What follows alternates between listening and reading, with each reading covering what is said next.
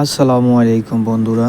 আজকে আমরা এশিয়া মহাদেশের মধ্যে মুসলিম একটি কান্ট্রি উজবেকিস্তানে পাহাড়ি অঞ্চল তাসখান, যেখানের মধ্যে অনেক পরিমাণ স্নো তুষারপাত হয়, সেখানে আমরা যাব। আমরা গিয়ে কি করলাম সেটা দেখতে হলে শেষ পর্যন্ত আমাদের সাথে থাকুন, ভিডিওটি শেষ পর্যন্ত দেখতে থাকুন। তাই আমরা আজকে রওনা দিয়ে দিলাম। সেখানে দেখতে পারতেছেন প্রচুর পরিমাণ বৃষ্টি হচ্ছে, আর এত পরিমাণ স্নো পড়তেছে, তুষারপাত হচ্ছে যে রাস্তার মধ্যে পিচ্ছিল গাড়ি চলাচল করতে পারতেছে না। এত পরিমাণ যে বৃষ্টি হচ্ছে, স্নো হচ্ছে, প্রায় 10 থেকে 12 ইঞ্চি পরিমাণ স্নো রাস্তার মধ্যে দেখতেই পারতেছেন আপনারা।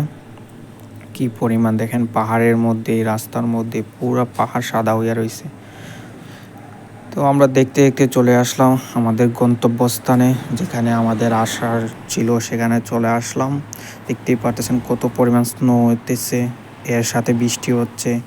মানে আপনারা বুঝতেই পারতেছেন স্নোর সাথে বৃষ্টি হলে কি পরিমাণ ঠান্ডা হচ্ছে।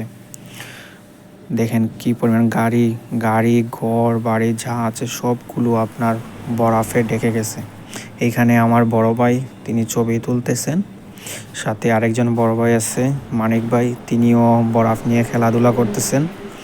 তিনি বলতেছেন যে বরফের জায়গায় এসে যে একটু বরফ নিয়ে খেলাধুলা না করে তাহলে কীভাবে হবে। তো এরকমই চলতেছে। তারপরে আমরা কিছু ছবি নিয়ে নিলাম। দেখেন আমরা ছবিগুলো। তারপরে আমাদের এত পরিমাণ ঠান্ডা লাগতেছে যে আমাদের ভিডিও ছবি তোলার পরে একটু ঘোরাঘুরি করলাম। করার পরে দেখেন কি পরিমাণ বৃষ্টির সাথে স্নো হচ্ছে। এত পরিমাণ হচ্ছে যে হাতের মধ্যে হাত গ্লাভস লাগানোর পরেও, মাথার মধ্যে টুপি লাগানোর পরেও ঠান্ডার পরিমাণ প্রচুর পরিমাণ, প্রায় -5 থেকে 10 ডিগ্রি সেলসিয়াস পর্যন্ত চলে আসছিল। দেখেন কি পরিমাণ স্নো হচ্ছে। তারপরে আমরা হেঁটে হেঁটে চলে গেলাম রেস্টুরেন্টের দিকে যাচ্ছি।